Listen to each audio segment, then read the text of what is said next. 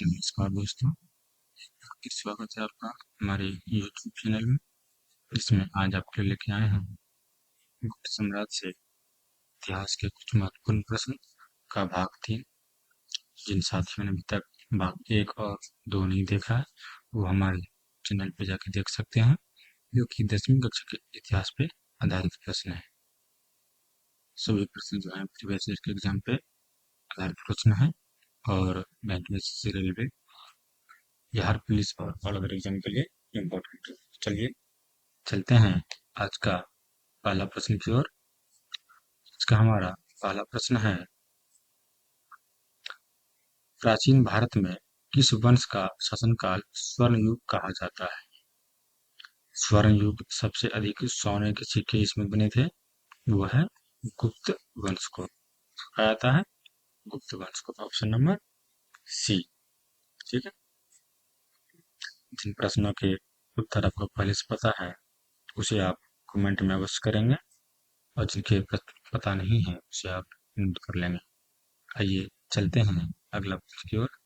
आज का हमारा दूसरा प्रश्न है, नगरों का क्रमिक पतन किस काल की एक महत्वपूर्ण विशेषता थी? नगर का जो पतन होने लगा, क्रमिक पतन मतलब लगातार पतन होने लगा, वो गुप्त काल में होने लगा था। अगला प्रश्न चलते हैं। अगला प्रश्न हमारा है, थानेश्वर में वर्धन वंश यानी पुष्यभूति वंश की स्थापना किसने की थी? थानेश्वर में देखिए कौन सा वंश है, पुष्यभूति वंश, उसका स्थापना क्या था? पुष्यभूति वर्धन ने। किसने क्या था? पुष्यभूति वर्धन ने। ऑप्शन नंबर सी, पुष्यभूति वंश का संस्थापक पुष्यभूति वर्धन। ठीक है, अगला प्रश्न चलते हैं। अगला प्रश्न हमारा है, वर्धन वंश शक्ति और प्रतिष्ठा का संस्थापक कौन था? वर्धन वंश का जो था शक्ति और प्रतिष्ठा का संस्थापक था प्रभाकर वर्धन। कौन था? Prabhakar Vardhan. Option number A. ठीक है, अगला प्रश्न चलते हैं। अगला प्रश्न हमारा है, सम्राट हर्ष ने अपनी राजधानी थानेश्वर में कहाँ स्थानांतरित की? थानेश्वर से कहाँ स्थानांतरित की थी? ठीक है, तो सम्राट हर्ष ने थानेश्वर से कन्नौज किया था स्थानांतरित। देखिए सभी प्रश्न जो है पूछा गया है सभी परीक्षाओं में, तो ये यूपीसीएस में पूछा गया है। अगला प्रश्न देखते हैं। अगला प्रश्न हमारा है, हर्ष को बौद्ध धर्म की ओर किसने उन्मुख किया? देखिए हर्ष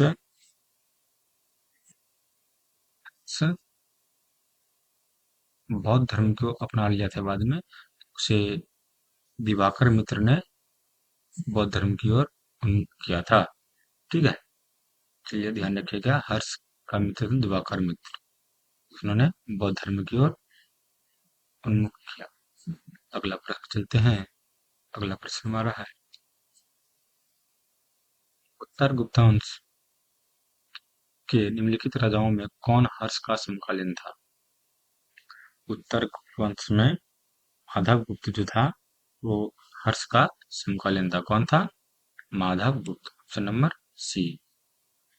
प्रश्न चलते हैं। अगला प्रश्न हमारा है, निम्न में से किसको द्वितीय अशोक के रूप में जाना जाता है?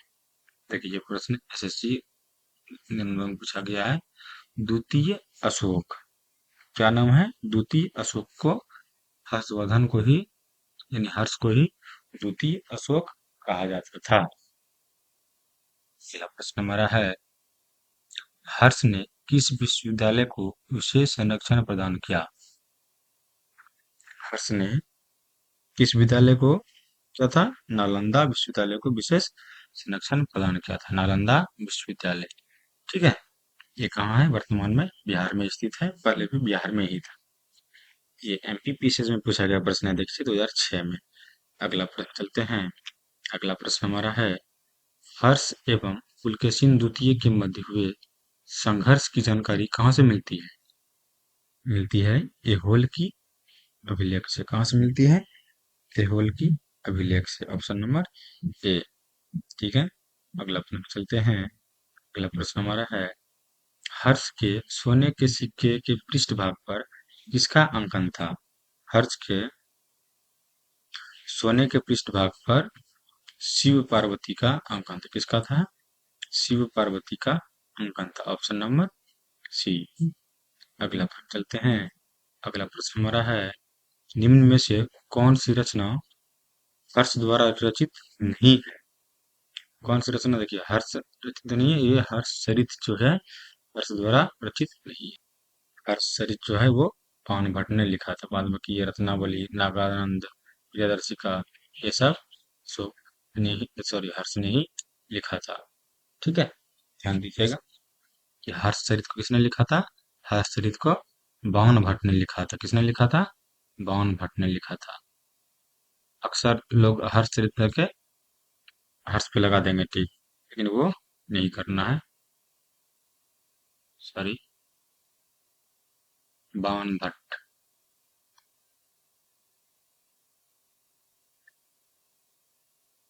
बावन भट्ट ने लिखा था। ठीक है, अगला प्रश्न चलते हैं। अगला प्रश्न हमारा है, बंगाल का कौन सा शासक हर्ष के समकालीन था? देखिए, आरआरबी में पूछा गया प्रश्न है। बंगाल का कौन सा शासक था? तो वो था शशांक। ऑप्शन नंबर ए, जो हर्ष का समकालीन था। अगला प्रश्न चलते हैं। अगला प्रश्न हमारा है, हर्ष का समकालीन दक्षिण भारतीय शासक कौन था? हर्ष का समकालीन दक्षिण भारतीय शासक पुलकेशिन द्वितीय था। कौन था? पुलकेशिन द्वितीय। Option number B. ठीक है, अगला प्रश्न चलते हैं। अगला प्रश्न हमारा है, चीनी यात्री फेत्सांग ने किस विश्वविद्यालय में अध्ययन किया था? फेत्सांग जब आया था तो उन्होंने नालंदा विश्वविद्यालय में अध्ययन किया था। कब, कहाँ पे किया था? नालंदा विश्वविद्यालय। Option number D. अगला प्रश्न चलते हैं। अगला प्रश्न हमारा है, हर्ष के दरबार में फेत्सांग ने एक दूत के रूप में किसने भेजा था?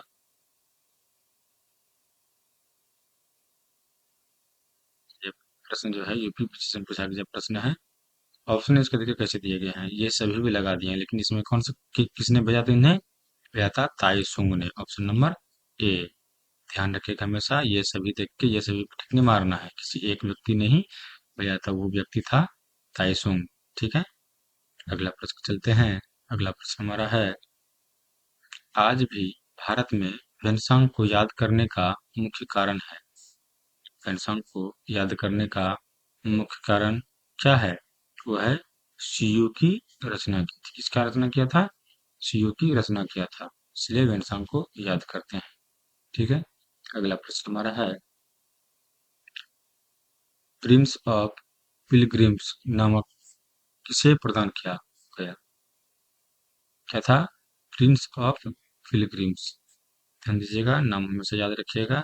इसे फेन्सांग को नाम प्रदान किया गया था। ठीक है, अगला प्रश्न चलते हैं। अगला प्रश्न हमारा है, हर्षचरित किसके द्वारा लिखी गई थी? अभी ऊपर बताए थे, हर्षचरित जो है वो बाण भट्ट के द्वारा लिखी गई थी। Option number B. अगला प्रश्न है हमारा, बाण भट्ट किस शासक के दरबारी कवि थे? बाण भट्ट जो था किस शासक के दरबारी कवि थे? वो हर्षवर्धन के काल में है। हर्षवर्धन के हर्षचरित लिखा था तो वो हर्षवर्धन के काल में ही होगा। ठीक है, अगला प्रश्न। तो ये हमारा आज का सेशन यहीं पे समाप्त होता है, और अधिक जानकारी के लिए आप हमारे चैनल को सब्सक्राइब करें, लाइक करें, कमेंट करें, अपने दोस्तों के साथ शेयर करें, और बेल की घंटी बजाएं ताकि आपको हमारा आने वाला वीडियो सबसे पहले प्राप्त हो। तब तक के लिए धन्यवाद। जय हिंद।